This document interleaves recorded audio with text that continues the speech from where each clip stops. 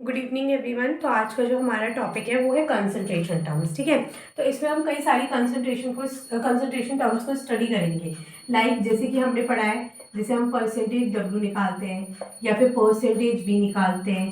ठीक है, इस तरह से हम काफ़ी सारी कंसंट्रेशन टर्म्स को स्टडी करेंगे। ठीक है, तो इसमें क्या है, जैसे कि फर्स्ट है हमारी मास परसेंटेज। ठीक है, जो ये चैप्टर है, ठीक है, ये रिडॉक्स में भी कुछ पार्ट कंस्टिट्यूट करता है। इसके अलावा लिक्विड सॉल्यूशन में भी इसका कुछ पार्ट आता है। इसके अलावा हम इसको मोल फ्रैक्शन में भी पढ़ते हैं। ठीक है, तो देखो फर्स्ट है इसमें परसेंटेज, मास परसेंटेज। तो इसमें क्या करते हैं, हम इसमें निकालते हैं परसेंटेज डब्ल्यू बाई डब्ल्यू। ठीक है, इसमें क्या होता है, जैसे कि इसको हम किसकी इक्वल लिखते हैं, मास ऑफ सॉल्यूट। ठीक है, जो स्मॉल डब्ल्यू है वो हमें क्या रिप्रेजेंट कर रहा है, सॉल्यूट का मास, और जो कैपिटल डब्ल्यू है वो हमें क्या रिप्रेजेंट कर रहा है, मास ऑफ सॉल्यूशन।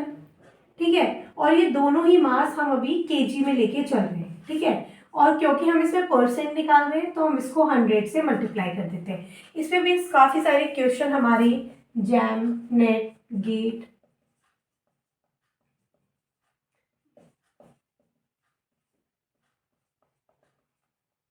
इसके अलावा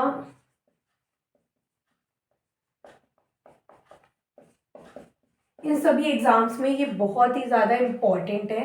तो इस चैप्टर को आपको ध्यान से समझना है, इसके एक एक पॉइंट को बहुत ध्यान से समझना है। ठीक है, तो देखो फर्स्ट फॉर्मूला हमने निकाल दिया परसेंटेज डब्ल्यू बाई डब्ल्यू का। इसमें हम क्या करते हैं, मास ऑफ सॉल्यूट, जो भी हमारा सॉल्यूट का मास है, divide by mass of solution into 100 हम लेके चलते हैं। क्योंकि हम परसेंट निकाल रहे हैं इसलिए हम इसको 100 से मल्टीप्लाई कर रहे हैं। ओके, अब इसमें हम एक एग्जाम्पल लेते हैं। मान लो हमने 10% ऑफ ग्लूकोज सोल्यूशन बनाना है। ठीक है, तो हम कैसे बनाएंगे, इसका मतलब हमारा 10% क्या है, ग्लूकोज है, और सॉल्यूशन बनाने के लिए 90% हमें क्या चाहिए, वाटर चाहिए। अगर मैं वाटर को सॉल्वेंट ले रही हूँ, अगर आपको कोई और सॉल्वेंट लेना है तो आप इसमें ले सकते हैं। ठीक है, यानी कि 10% कोई सॉल्यूशन है, टोटल हमारा 100% होगा। ठीक है, तो यानी कि 100% को मैं कंसिडर कर रही हूँ 100 ग्राम में। ठीक है, इसको हम ग्राम की यूनिट्स में ले लेते हैं। ठीक है, देखो इसको मान लो मैं 100 ग्राम ले रही हूँ, तो मेरा यहाँ पे कितना होगा, ग्लूकोज 10 ग्राम, और यहाँ पे सॉल्वेंट कितना होगा मेरा 90 ग्राम। ठीक है, और टोटल सॉल्यूशन कितना हो जाएगा 100 ग्राम। ठीक है, तो अगर अब मेरे को इसको परसेंटेज डब्ल्यू बाई डब्ल्यू निकालना है ग्लूकोज के लिए, तो कितना होगा ये, mass of solute 10 gram upon mass of solution, total mass of solution कितना हुआ, 90 प्लस 10 इंटू परसेंटेज निकालना है, 100 से हमने क्रॉस मल्टीप्लाई कर दिया, is equal to 10 upon 100 into 100। तो यहाँ से क्या आया, 10 ग्राम। ठीक है, तो यानी हमें क्या पता चलता है, अगर हम 10% डब्ल्यू बाई डब्ल्यू निकाले, किसका, ग्लूकोज का, वेट बाय वेट निकाले, तो वो कितना होगा, 10 ग्राम। ठीक है, इस तरह से हम निकाल सकते हैं। देखो सेकेंड हम किसके लिए निकालने जा रहे हैं, वॉल्यूम परसेंटेज। तो इसमें हम क्या लेंगे, percent V by V, small V by capital V. देखो इसको हम कैसे लेते हैं, इसको आपको समझना होगा। परसेंटेज वी बाय वी को हम कैसे लेते हैं, वॉल्यूम ऑफ सॉल्यूट। ठीक है, जो हमारा सॉल्यूट है उसका वॉल्यूम लेते हैं, upon total volume of solution लेते हैं, मल्टीप्लाई बाय 100 कर देते हैं। ठीक है, इसके लिए जैसे मैं एग्जांपल ले रही हूँ, 10% ऑफ इथेनॉल इन वाटर, या फिर अब 10% छोड़ो, हम इसको लेते हैं 35%। ठीक है, देखो मान लो मैंने इसको 35% दिया ऑफ इथेनॉल सॉल्यूशन बना रहे हैं हम वाटर में। ठीक है, क्या है, 35% ऑफ इथेनॉल इन वाटर। अगर हमें ये निकालना है तो हम कैसे निकालेंगे, हमें पता है percent B by B is equal to 35 कितना दिया हुआ है, हमारे इथेनॉल दिया हुआ है, डिवाइड बाय हमें क्या दिया हुआ है, टोटल सॉल्यूशन हमें कितना हो गया, 65। ठीक है, टोटल सॉल्वेंट का वॉल्यूम है ना, इंटू 100, तो ये क्या होगा 35 ml। इसका मतलब हम क्या समझ सकते हैं, अगर हम बात कर रहे हैं कि हमारा कोई सॉल्यूशन है जिसमें क्या है, हमारे पास इथेनॉल प्लस वाटर है, ठीक है।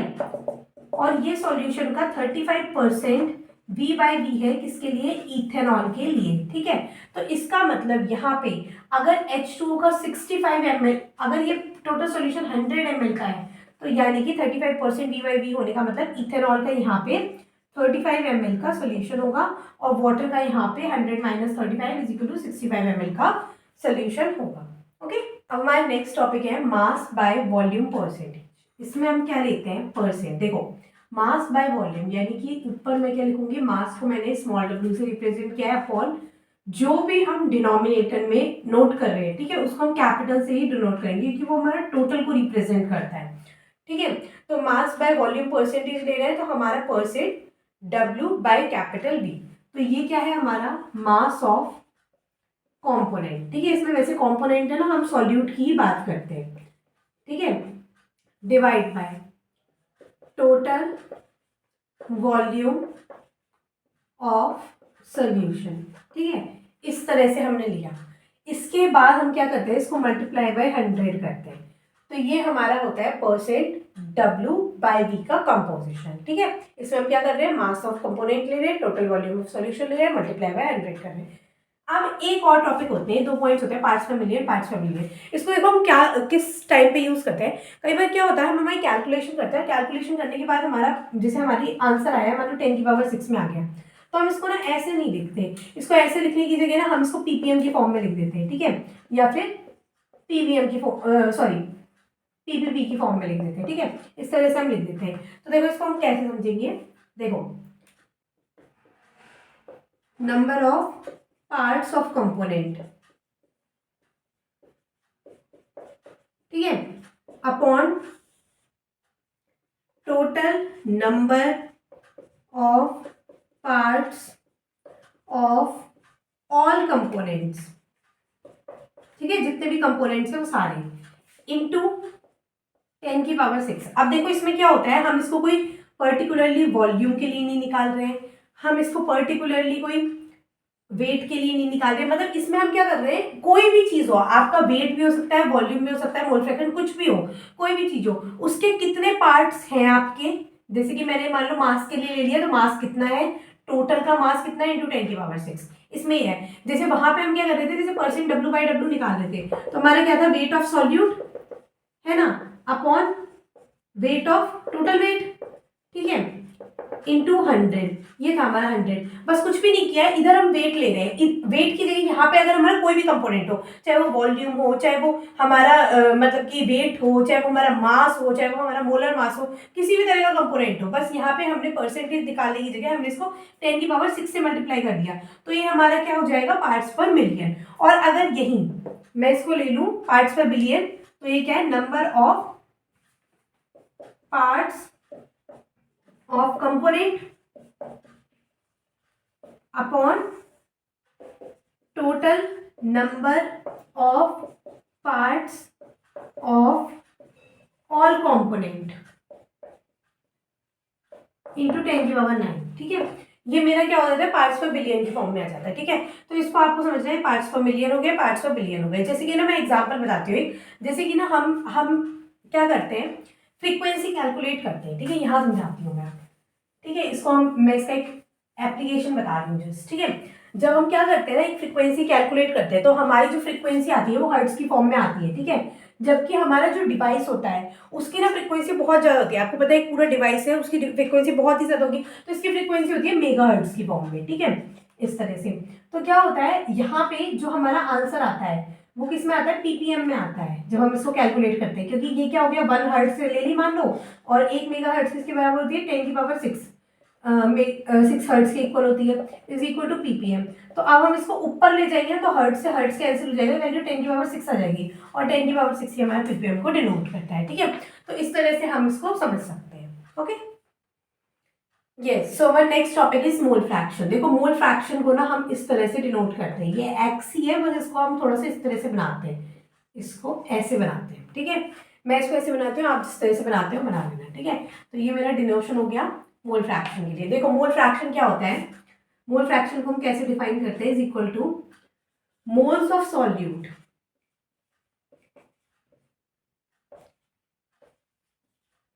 Upon total moles of solution. ठीक है, अब देखो इसको समझो।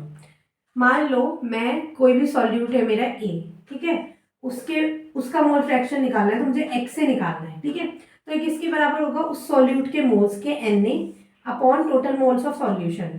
मान लो उसमें एन ए है, एन बी है, एन सी है, ऐसे बहुत सारे हैं। ठीक है, या फिर इसको मैं ऐसे डिफाइन कर दूं, किसी एक के लिए निकालना है, मान लो मुझे 1 के लिए निकालना है, फर्स्ट वाले के लिए निकालना है, तो वो कितना हो जाएगा मेरा N1।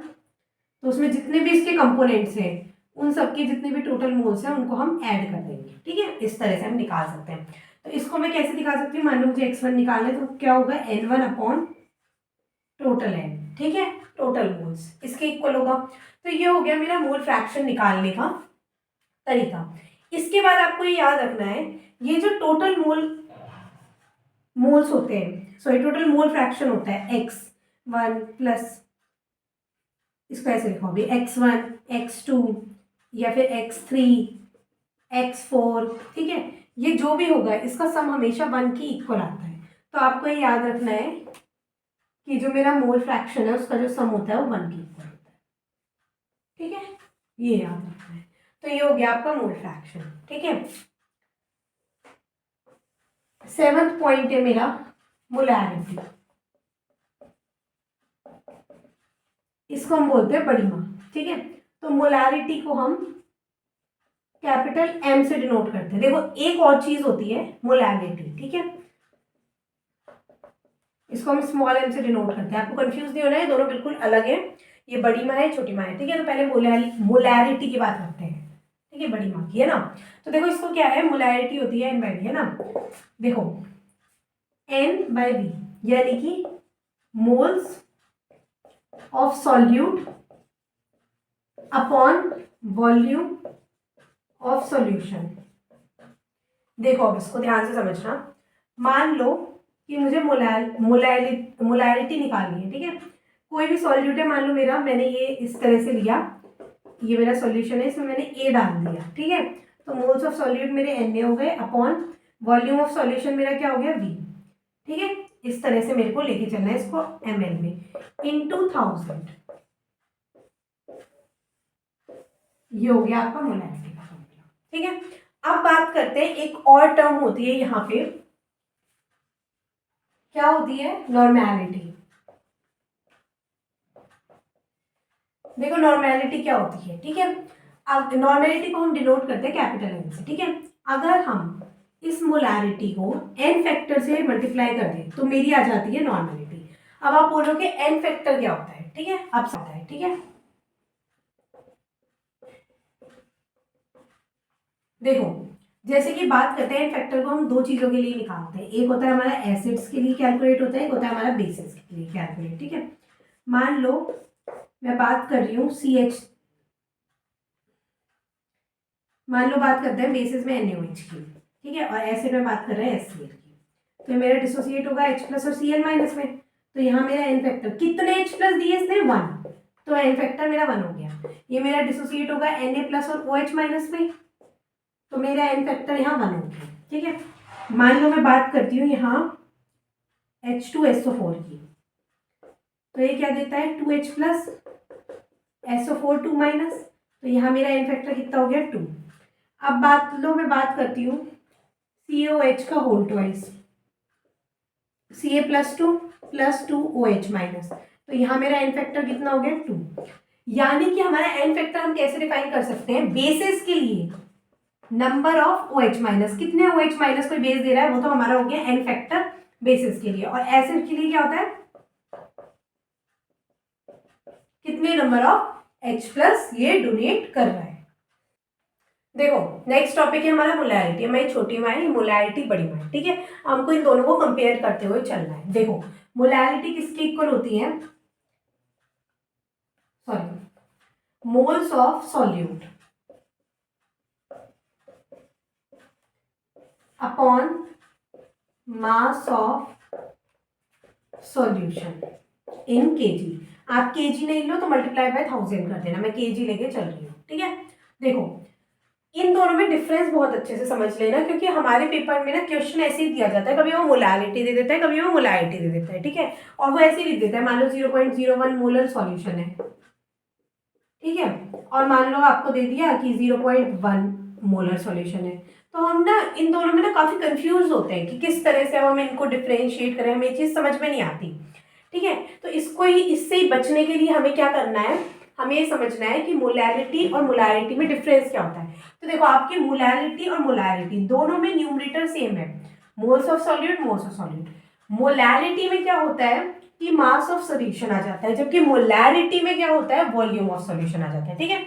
यहाँ पे हमने लीटर में लिया है, अगर हम इसको ml में लेते हैं तो हम इसको 1000 से मल्टीप्लाई कर देते हैं, ठीक है। इस तरह से आपका होता है, ओके। अब देखो, एक बात और याद रखना, एक फॉर्मूला होता है हमारा,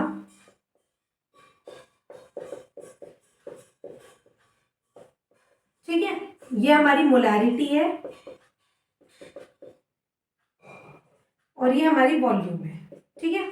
अगर हम कोई भी दो सॉल्यूशन लेके चल रहे हैं तो जो हमारा फर्स्ट वाला सॉल्यूशन है उसकी मोलैरिटी मान लो m1 है, और जो हमारा सेकंड वाला सॉल्यूशन है उसकी मोलैरिटी इस तरह से ले लो, सॉल्यूशन A और सॉल्यूशन B, इसकी मोलैरिटी मान लो Ma है और इसकी मोलैरिटी मान लो Mb है, इसकी वॉल्यूम Va है, इसकी वॉल्यूम Vb है। आपने करा होगा इसको लैब में भी, तो हम इसके लिए ये टर्म लेके चलते हैं, m1v1 is equal to m2v2, या फिर इसको MAVA is equal to MBVB, ठीक है। इस तरह से आपको ये याद रखना है, तो ये काफ़ी सारे क्वेश्चन सॉल्व करने में हमारी हेल्प करेगा। देखो, अब हम कुछ क्वेश्चन देखते हैं। देखो, हम एक क्वेश्चन ले रहे हैं, क्वेश्चन हमारे पास क्या है, कैलकुलेट मोल फ्रैक्शन, ठीक है, किसका, इथाइलिन ग्लाइकोल,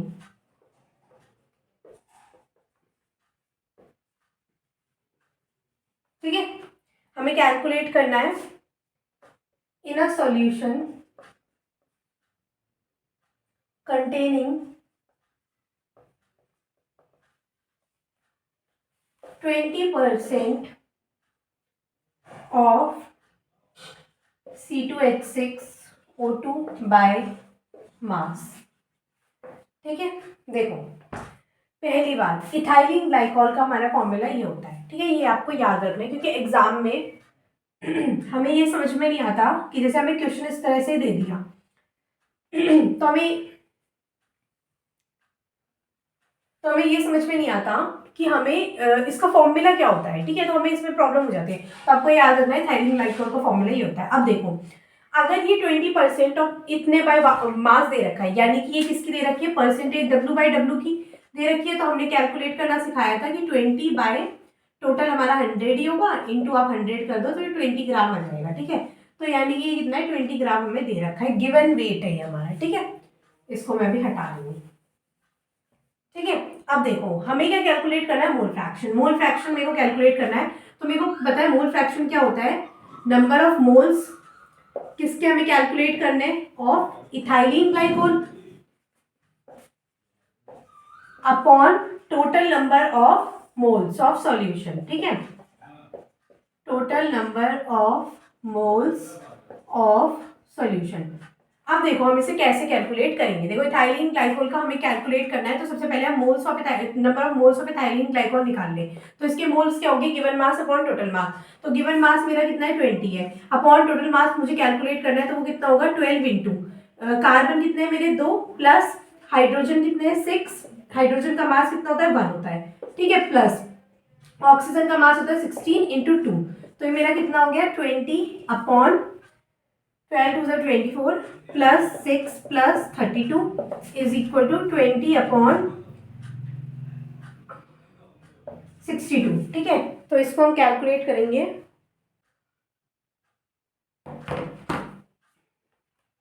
इसको हम कैलकुलेट करेंगे 0.322, ठीक है, ये आ गया हमारे पास। अब हम बात करते हैं, तो ये हमारे क्या आ गए, मोल्स ऑफ इथाइलिन ग्लाइकोल आ गए। अब हमें टोटल मोल्स निकालने हैं, ये तो 0.322 आ गए। अब मैं क्या करती हूँ, मेरा जो सॉल्वेंट है ना उसके मोल्स निकाल लेती हूँ। हमें पूरा सोल्यूशन बनाया है और कोई सॉल्वेंट हमें दे नहीं रखा, तो हम बाय डिफॉल्ट मान लेंगे कि हमारा वाटर ही हमारा सॉल्वेंट है। तो इसके क्या होगा, गिवन, इसमें भी यही फॉर्मूला लगेगा, given mass of solvent upon total, sorry moles निकालने हमें, तो मोल्स क्या होंगे, given mass upon total mass. तो हमारा ना गिवन मास इसमें कितना दे रखा है, देखो 20 ग्राम ये है, तो 80 ग्राम हमारा बाय डिफॉल्ट क्या हो जाएगा, गिवन मास हो जाएगा किसका, सॉल्यूट का, डिवाइड बाय टोटल मास कितना होगा हमारा 18। तो इसके मोल्स यहाँ से हमने कैलकुलेट कर लेंगे, वो कितने आएंगे, 80 बाई 18 4.44, ठीक है, ये आ गया हमारे पास, ठीक है। अब हमें मोल फ्रैक्शन निकालना है। मोल फ्रैक्शन हम कैसे निकालेंगे, moles of ethylene glycol upon moles of ethylene glycol plus moles of solute, ठीक है। तो ये कैसे निकलेंगे, या फिर इसको ऐसे लिखो C2H6O2, ठीक है। तो ये कैसे निकलेंगे, ये हमारे कितने हैं 0.322 अपॉन 0.322 प्लस 4.44, तो ये कितना है 0.322 अपॉन 4.762, 0.06। तो हमारा मोल फ्रैक्शन कितना आ गया इसका, मोल फ्रैक्शन आ गया है हमारा इथाइलिन ग्लाइकॉल का, इसको मैं यहाँ लिख देती हूँ, मोल फ्रैक्शन ऑफ C2H6O2 कितना आया है 0.6 आ गया। तो अब बात करते हैं वाटर का मोल फ्रैक्शन कितना होगा। वैसे क्वेश्चन यहीं तक पूछा हुआ था, बट हम आगे अगर वाटर का भी निकालना चाहिए तो हम क्या करेंगे, हमें पता है टोटल मोल फ्रैक्शन 1 होता है, तो 1 में से इसका इथाइलिन ग्लाइकॉल का माइनस कर दो, कितना आ जाएगा 0.4। तो ये आपके पास आ गया mole fraction of H2। Okay, देखो हमारे पास नेक्स्ट क्वेश्चन क्या है, कैलकुलेट मोलैरिटी। मोलैरिटी कैलकुलेट करनी है of solution having 5 gram of NaOH in 450 ml solution, 450 ml, ठीक है। तो देखो 5 ग्राम है हमारा और वॉल्यूम हमें दे रखी है। मोलैरिटी हमें पता है क्या होता है, मोल्स पर लीटर होता है, ठीक है। तो मोल्स पर लीटर, मोल्स निकाल लें, इसके मोल निकाल लेते हैं हम। मोल्स कितने आएंगे हमारे, given mass upon molar mass, given mass 5 हो गया। अब बात करते हैं NaOH का निकालना है, ठीक है। तो NaOH का मॉलिक्यूलर मास हमें कैलकुलेट करना है। तो सोडियम का होता है 23 प्लस ऑक्सीजन का 16 प्लस हाइड्रोजन का 1, ठीक है। ये कितना आ गया 40, ओके। तो 5/40 आ गया ये हमारे पास, ठीक है, ये आ गया हमारे पास, है ना। अब क्या करना है, हमें मोलैरिटी निकालनी है मोल्स पर लीटर, ठीक है। तो कितने हो गए हमारे पास, मोलैरिटी क्या हो गई हमारे पास, मोल्स कितने, मोल्स ऑफ सॉल्यूट कितने आए 0.125 अपॉन वॉल्यूम ऑफ सॉल्यूशन हमें दे रखा है 450 ml। मैंने बताया था अगर ml में दिया हो तो मल्टीप्लाई बाय हम 1000 करेंगे। तो हमारे पास यहाँ से ये आ गई हमारी इसकी मोलैरिटी। इसमें आपको कैपिटल M लगाना है। इसको ना, ये हमारा मोल में आया है, ठीक है। और अब हमने इसको वॉल्यूम को लीटर में बना लिया है, ठीक है। वैसे ही ml में था, तो इस पर हमने 1000 से मल्टीप्लाई किया तो ये लीटर में आ गया, तो 2.027 मोल पर लीटर, इस तरह से भी हम इसे लिखेंगे, ठीक है। अब नेक्स्ट क्वेश्चन है, मान लो हम मोलैरिटी नहीं निकालना चाह रहे, ठीक है। मान लो हम मोलैरिटी निकाल रहे हैं, मैं इस क्वेश्चन में थोड़े से चेंजेस कर रही हूँ। इसमें हमारे पास क्या है, मोलैरिटी कैलकुलेट करनी है। हमारे पास ये दे रखा है गिवन मास, और ये है हमारे पास बेंजीन का मास, ठीक है। हमें क्या करना है, calculate molarity of solution having 2.5 gram of ethanoic acid in 75 gram of benzene. तो देखो सबसे पहली बात मोलैरिटी निकालनी है। तो मोलैरिटी क्या होती है हमारे पास, moles of solute upon mass of solution. तो देखो सॉल्यूशन का मास हमारे पास कितना है यहाँ पे 75 प्लस 2.5 ग्राम, ठीक है। और मोल्स ऑफ सॉल्यूट हमें निकालना है। तो सॉल्यूट के मोल्स कितने होंगे हमारे पास, गिवन मास कितना है 2.5 अपॉन मोलर मास हमारा इसका कितना होगा इथेनॉइक एसिड क्या होता है हमारे पास CH3COOH, यानी कि 12 इंटू 2 कार्बन है, 4 हाइड्रोजन प्लस 16 इंटू 2, ठीक है, 24 प्लस 32 प्लस 4। तो मेरे मोल्स इधर से कितने आ गए, यहाँ से आ गए 0.04, ठीक है। अब देखो, अब हमें क्या निकालना है, मोलैरिटी निकालनी है। तो वो होता है moles of solute upon mass of solution, अगर हम केजी में लें, ठीक है। अब क्योंकि हमें ग्राम में दिया हुआ है तो हमें क्या करेंगे, इसको ग्राम में दिया हुआ है ना, तो मल्टीप्लाई बाय 1000 कर लेंगे, ठीक है। ये वैल्यू कितनी है हमारे पास 0.04, जब हम इसको कैलकुलेट करेंगे तो ये वैल्यू हमारे पास आएगी 0.05 मोलैरिटी, या फिर हम इसको लिख सकते हैं 0.05 मोल पर केजी। ठीक है, देखो ये क्वेश्चन आज की क्लास का लास्ट क्वेश्चन है, बहुत इंपॉर्टेंट क्वेश्चन है। इसमें क्या है, हमें क्या दे रखा है, ये एक अलग तरह से पूछा गया है। देखो इसमें हमें क्या दे रखा है, डेंसिटी दे रखी है। द डेंसिटी ऑफ 3 मोलर, आपको क्या करना है, जो भी वैल्यूज है उनको साइड में लिख लेना है। ठीक है, यहाँ लिख देते हैं density of 3 molar solution of NaCl कितनी दे रखी है हमें, 1.25 ग्राम पर लीटर। ठीक है, इसके अलावा हमें दे रखी है मोलारिटी। देखो 3 मोलर है तो कैपिटल M हमारा 3 हो गया। ठीक है, अब हम बात करते हैं, या इसको ऐसे लिखो मोल पर लीटर। ठीक है, इसके बाद बात करते हैं हमें कैलकुलेट क्या करना है, स्मॉल m को कैलकुलेट करना है। ठीक है, तो न्यूमेरिकल सॉल्व करने का यही तरीका होता है। अभी न्यूमेरिकल अच्छा है तो इसको मैं ढंग से बता रही हूँ। देखो अब ध्यान से, अगर आपको फॉर्मूला आता ही नहीं है, मान लो मैं भूल गई हूँ डेंसिटी का फॉर्मूला क्या होता है, तो आपको क्या करना है, डेंसिटी की यूनिट देखनी है। अच्छा, ये हमें क्या दे रखी है, ग्राम पर लीटर। तो डेंसिटी हमारी दे रखी है ग्राम पर लीटर में। ग्राम में क्या होता है, मास, और जो लीटर में क्या होता है, वॉल्यूम। तो हमारा इसका फॉर्मूला बन जाता है m/v। ठीक है, यानी कि क्या हो गया, मास अपॉन वॉल्यूम। ठीक है, अब हमें लीटर में दे रखा है तो इसका मतलब हमें 1000 से मल्टीप्लाई नहीं करना है ना, इस तरह से हमारे पास आ गया। अब देखो, अब हमें क्या करना है, इसमें हमें काफी सारी चीजें फाइंड आउट करनी है। हमें मोलैरिटी को फाइंड आउट करनी है। तो मोलैरिटी का हमारा फॉर्मूला क्या होता है, मास ऑफ सॉल्यूट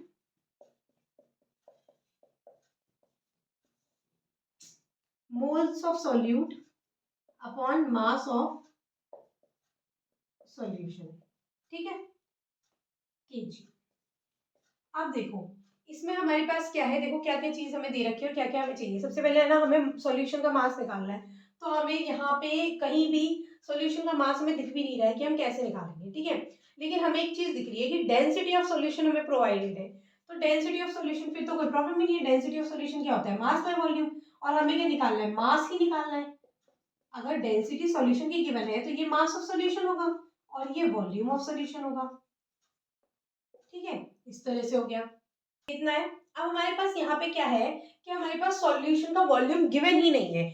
जब हमारे पास ऐसा केस आता है कि हमारे पास वॉल्यूम सॉल्यूशन का जो वॉल्यूम है वो गिवन ही नहीं है, तो हमें क्या करना है, हमें स्टैंडर्ड वॉल्यूम लेके चलना है। कि हम ये मान लेते हैं, या तो हम ये मान लेंगे कि हमारे पास 1000 ml सॉल्यूशन है, या फिर हम ये मान लेंगे कि हमारे पास 1 लीटर सॉल्यूशन है। ठीक है, तो हम क्या करेंगे, अब देखो हमें मास ऑफ सॉल्यूट कैलकुलेट करना है। मैंने मानो 1 लीटर मान लिया। ठीक है, तो मैं 1 लीटर के लिए सॉल्यूशन कैलकुलेट कर रही हूँ। ठीक है, तो मेरा क्या हो गया, मास ऑफ सॉल्यूशन फॉर 1 लीटर कितना होगा, ये कितना हो गया, इसको हम डेंसिटी को वॉल्यूम से मल्टीप्लाई कर देंगे। वॉल्यूम मेरा 1 लीटर है, डेंसिटी मेरी कितनी की मैंने 1.25, तो ये कितना आ गया 1.25 ग्राम, ये आ गया। ठीक है, कैसे आया देखो इधर, 1.25 ग्राम पर लीटर इंटू 1 लीटर, लीटर से लीटर कैंसिल, तो 1.25 ग्राम आ गया। ठीक है, अब देखो, अब हमें नेक्स्ट क्या चीज निकालनी है। अब हमारे पास दूसरी चीज है मोलैरिटी। तो हम मोलैरिटी से कुछ निकालने की कोशिश करते हैं। हमारे पास अभी सॉल्यूशन का मास आ गया है, यानी कि हमारे पास ये वैल्यू आ गई है। अब हम मोलैरिटी देखते हैं। मोलैरिटी क्या होती है, n/v मैंने बताया था। ठीक है, तो अभी हम इसको भी क्या लेके चल रहे हैं कि ये हमारा 3 मोलर है इज इक्वल टू, या फिर इसको मोल्स पर लीटर की टर्म में लिखो, मोल पर litre is equal to, moles हमारे कितने हैं हमें निकालने, फाइंड आउट करने, divide by volume of solution हमारा कितना है 1 लीटर हमने ले लिया। तो यहाँ से हमने एल कैलकुलेट किए तो हमारे कितने आते हैं 3 मोल पर लीटर इंटू 1 लीटर, तो इससे कैंसिल हो गया, यानी कि कितने आ गए 3 मोल। ठीक है, हमारे इस तरह से आ गए। हमारे पास देखो ये क्या आया था, मेरा मास ऑफ सॉल्यूशन को 1 लीटर के लिए आया था, लेकिन मेरी डेंसिटी कितनी है 1.25। तो मैं क्या करूंगी, मास ऑफ सॉल्यूशन कैलकुलेट करूंगी फॉर 1.25 लीटर। तो ये मेरा कितना हो जाएगा, लीटर के लिए 1.25 को हम 1000 से मल्टीप्लाई कर देंगे, तो ये कितना आ जाएगा 1250। ठीक है, अब हम बात कर रहे हैं, हमें यहाँ पे सॉल्वेंट का मास नहीं पुट करना है। ठीक है, देखो यहाँ पे एक मिस्टेक हो गई थी, यहाँ पे मैंने सॉल्यूशन लिख देता है, सॉल्यूशन नहीं आएगा। मोलैरिटी जो होती है वो होती है moles of solute divide by mass of solvent, आपको याद रखना है।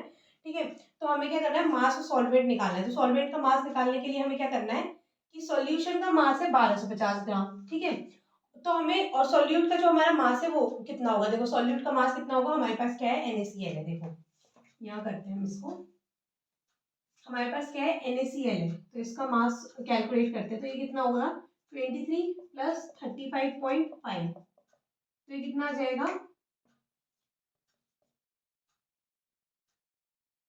58.5 ग्राम आ जाएगा। ठीक है, तो हमारा मास ऑफ सॉल्वेंट कितना होगा, 1250 माइनस 58.5, 1074.5 ग्राम। ठीक है, अब हमें क्या करना है, अब हमें निकालनी है मोलैरिटी। ठीक है, देखो ये रहा मोलैरिटी का फॉर्मूला। ठीक है, ये आप पीछे भी जो हमने पढ़ा था उसमें भी आप करेक्शन कर लेना। जो आपकी मोलैरिटी होती है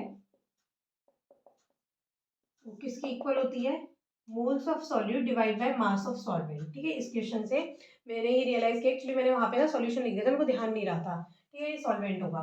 तो अब हमारी मोलैरिटी कितनी आएगी, मोल्स ऑफ सॉल्यूट, हमारे मोल्स ऑफ सॉल्यूट कितने हैं हमने भी कैलकुलेट करे थे आगे।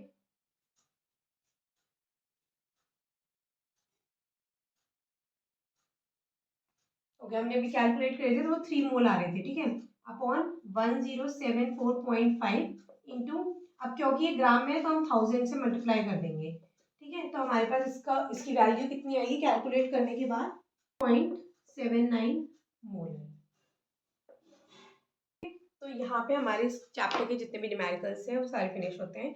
ये हमारा चैप्टर पूरा कंप्लीट होता है। बस इसमें एक ही ब्लंडर हो गया था कि हमने ना मोलैरिटी की वैल्यू में यहाँ पे ना सॉल्यूशन लिख दिया था गलती से। तो आपको ये याद रखना है कि वहाँ पे सॉल्यूशन नहीं आएगा, यहाँ पे सॉल्वेंट आएगा। ठीक है, तो यहाँ पे हमारा ये टॉपिक खत्म होता है। And thank you for watching.